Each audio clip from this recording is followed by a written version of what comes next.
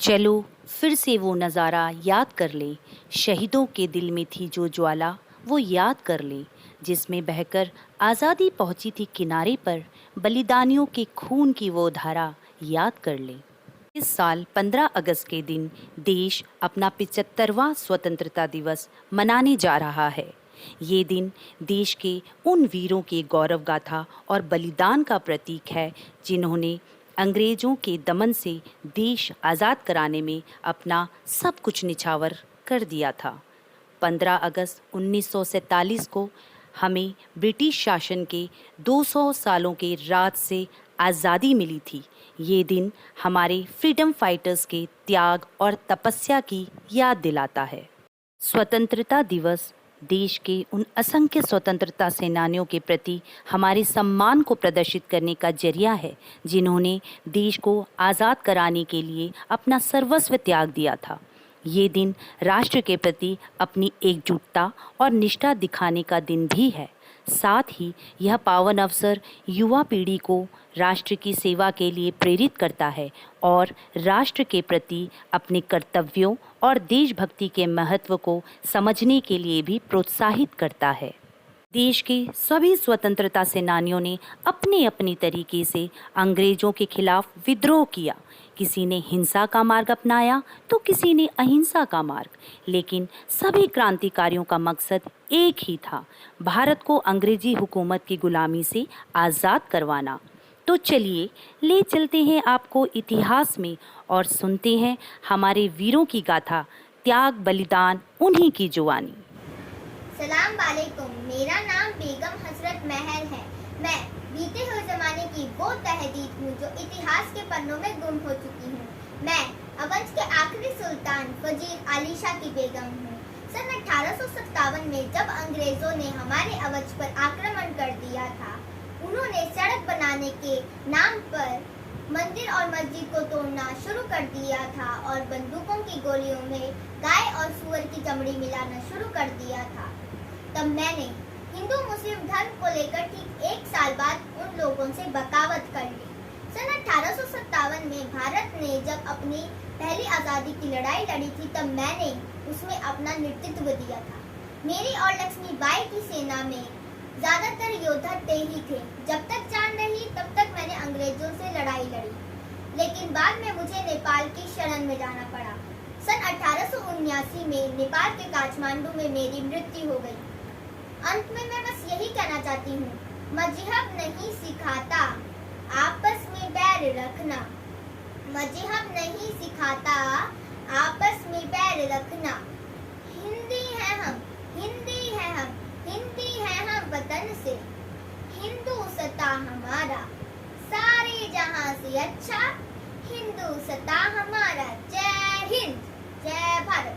लाला लाजपत राय। मेरा जन्म 22 जनवरी सन 1865 में पंजाब में दुधके गांव में हुआ था। मेरे पिता का नाम लाला राधा कृष्ण था और मेरी माता का नाम गुलाब देवी था।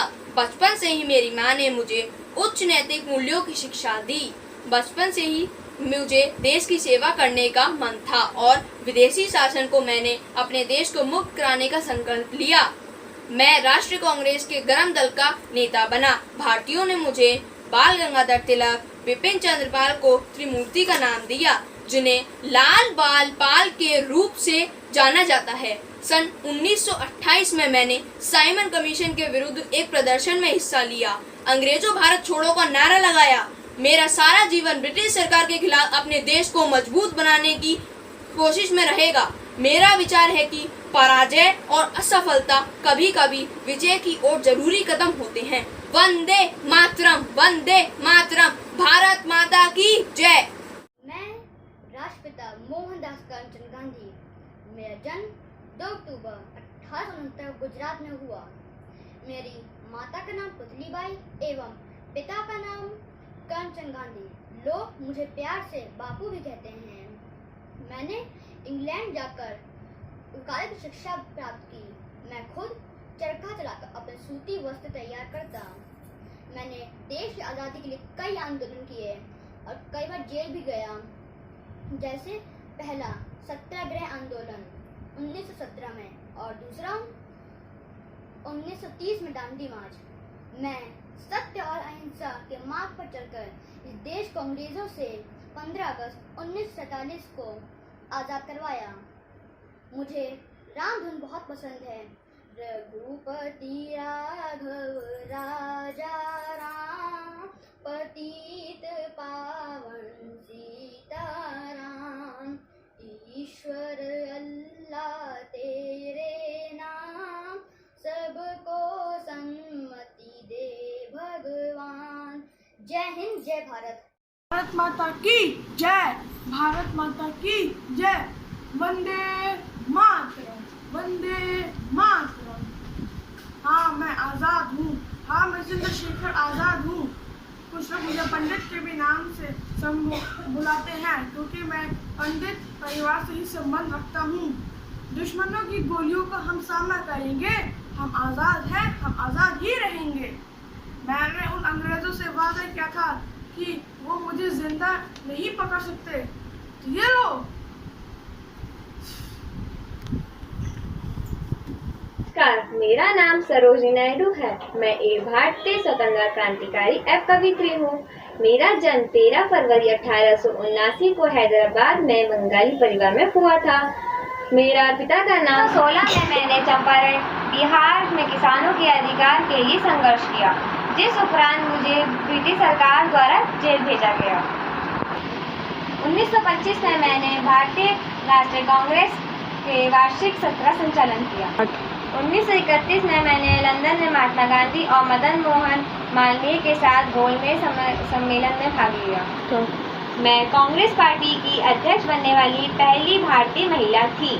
मेरा देहांत 1949 में हुआ था। एक देश की महानता, बलिदान और प्रेम उस देश के आदर्शों पर नियत करता है। जय हिंद, जय भारत।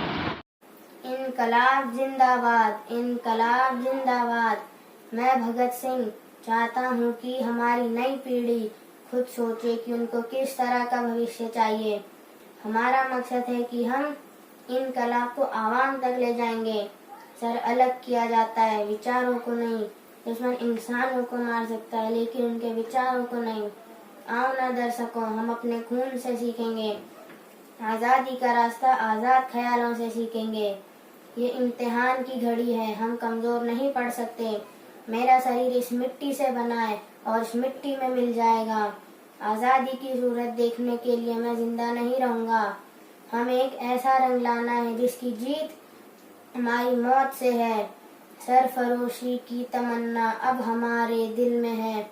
देखना है जोर कितना बाजुएं कातिल में है। वक्त आने पर बता देंगे तुझे आसमां, अभी हम क्या बताएं क्या हमारे दिल में है। हम तो घर से निकले हैं बांध कर सर पर कफन, जान हथेली पर रखकर बढ़ चले ये कदम। इनकलाब जिंदाबाद, इनकलाब जिंदाबाद। मेरा नाम है लक्ष्मीबाई। ये धरती मेरी माँ है, मेरे खून का हर एक कतरा कतरा कुर्बान है।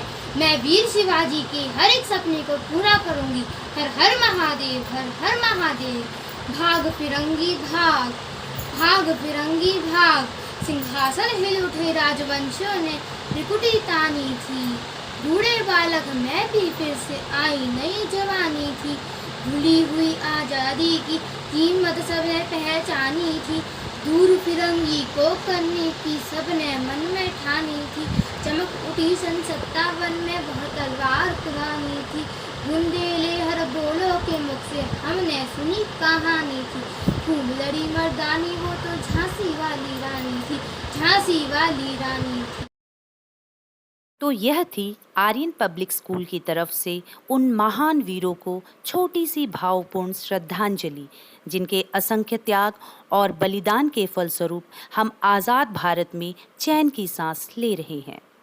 यह बात हवाओं को बताए रखना, रोशनी होगी चिरागों को जलाए रखना। लहू देकर जिसकी हिफाजत हमने की, ऐसे तिरंगे को सदा दिल में बसाए रखना। जय हिंद।